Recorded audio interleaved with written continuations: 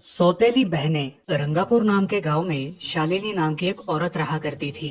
उसे दो बेटियां थी। एक का नाम था शिवानी और दूसरी का सुहानी। शिवानी जब छोटी थी तब उसकी माँ गुजर गई थी, जिसके कारण उसके पिता रघु ने दूसरी शादी कर ली। मगर उनका भी कुछ सालों में बीमारी की वजह से देहांत हो गया और इसी वजह से शिवानी के मन में उसकी माँ और बहन के प्रति प्रेम उत्पन्न नहीं हो पाया। शिवानी और सुहानी में हमेशा झगड़ा हुआ करता था। दोनों भी बहनें एक दूसरे से कभी प्यार से बात नहीं करती थी। शालिनी ये सब देख बड़ी चिंता में रहा करती थी। ऐसे ही एक दिन शिवानी सुहानी, चलो आ जाओ, खाना खा लो। हाँ माँ आई। हाँ माँ, मैं भी आई। ऐसा कहकर दोनों बेटियां वहाँ आ जाती है और देखती है तो उनकी माँ ने उन दोनों के लिए गाजर का हलवा बनाया था। वो देख सुहानी और शिवानी बहुत खुश हो जाती है। माँ, तुमने ये हलवा मेरे लिए बनाया है? मुझे बहुत पसंद है। मुझे पता है कि मेरी दोनों बेटियों को हलवा कितना पसंद है, इसीलिए तो मैंने तुम दोनों के लिए हलवा बनाया है। और मेरे लिए माँ? अरे हाँ बेटी, मैंने तुम्हारे लिए भी बनाया है।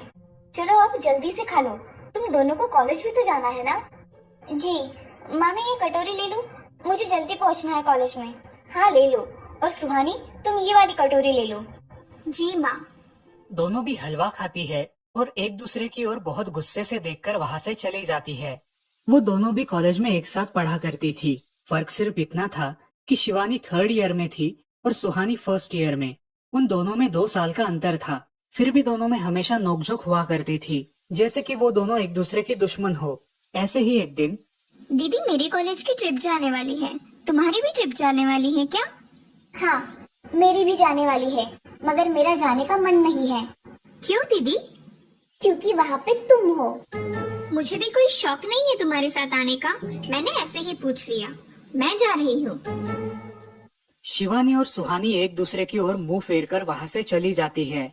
अगले दिन दोनों भी कॉलेज में जाती है। तब उनके टीचर उनसे पूछते हैं, शिवानी, तुम कॉलेज की ट्रिप में आने वाली हो? जी सर, मैं आने वाली हूँ। ठीक है, मैं तुम्हारा नाम लिखवा देता हूँ। जी सर। ऐसा बोलकर टीचर ट्रिप के लिए जाने वाले विद्यार्थियों की लिस्ट बना लेते हैं। घर आकर शिवानी और सुहानी ये बातें अपनी माँ को बताती है। सुहानी, शिवानी, तुम दोनों ट्रिप के लिए जा रही हो, मगर वहाँ जाके झगड़ा मत करना, नहीं तो ट्रिप पे जाने की कोई जरूरत नहीं है। नहीं माँ, हम झगड़ा नहीं करेंगे। हाँ माँ, हम झगड़ा नहीं करेंगे। तो फिर ठीक है, तुम दोनों जाओ। ये लो ट्रिप के लिए पैसे, और बाकी के ये तुम्हारे पास ही रखना। माँ, हम कल जाएंगे और 2 दिन के बाद वापस आएंगे। ठीक है, चलो अब सो जाते हैं, कल तुम दोनों को निकलना है। अब वो सब खाना खाकर सो जाती है। अगले ही दिन सुबह उठकर वो दोनों भी अपने अपने बस में बैठकर ट्रिप के लिए निकल जाती है और इधर शालिनी अपने काम में व्यस्त हो जाती है। ऐसे ही कुछ देर बाद शालिनी को शिवानी का फोन आता है। माँ, हम दोनों यहाँ ट्रिप की जगह पहुँच गए हैं। अच्छा बेटी, तुम दोनों ठीक हो ना? हाँ माँ, मैं रखती हूँ, हमें यहाँ अलग अलग स्पॉट देखने जाना है।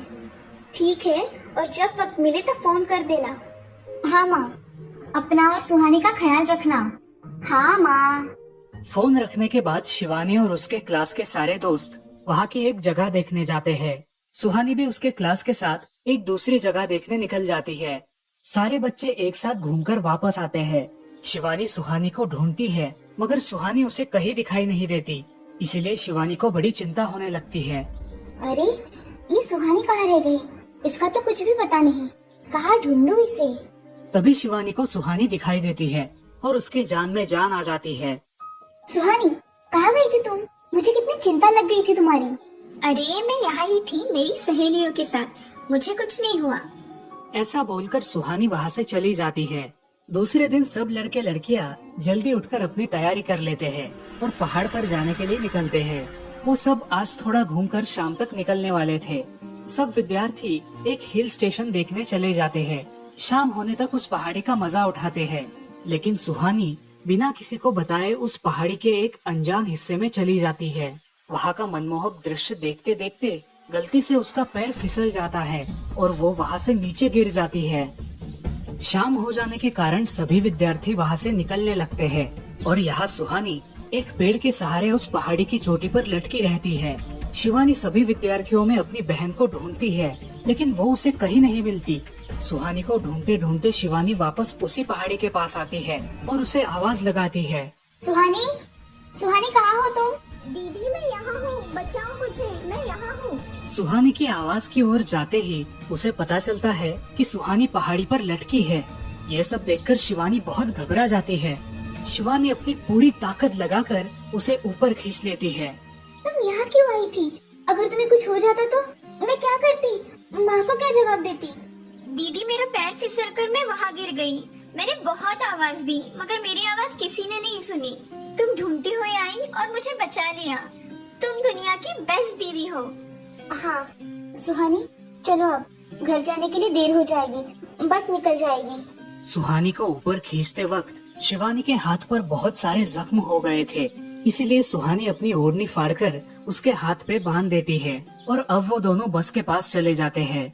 क्या हुआ है शिवानी, हाथ से खून बह रहा है तुम्हारे? कुछ नहीं सर, मैं वहाँ पे गिर गई थी, अब मैं ठीक हूँ। टीचर और सारे छात्र गाड़ी में बैठकर घर जाने के लिए निकलते हैं। घर आने के बाद शिवानी सारी हकीकत अपनी माँ को बताती है और वो सब सुनकर माँ दोनों को गले लगाकर रोने लगती है। तुम दोनों एक दूसरे के साथ होते हो इसीलिए मुझे कोई टेंशन नहीं रहता, मगर मेरी बच्चियों खुद का भी ख्याल रखा करो। उस दिन के बाद दोनों सौतेली बहनों ने अपने बीच की सब नोकझोंक बंद कर दी और हंसी खुशी सगी बहनों की तरह रहने लगी। दोस्तों, इस कहानी से हमें ये सीख मिलती है कि हम सबको एक दूसरे के प्रति द्वेष की भावनाएं छोड़कर प्यार से रहना चाहिए।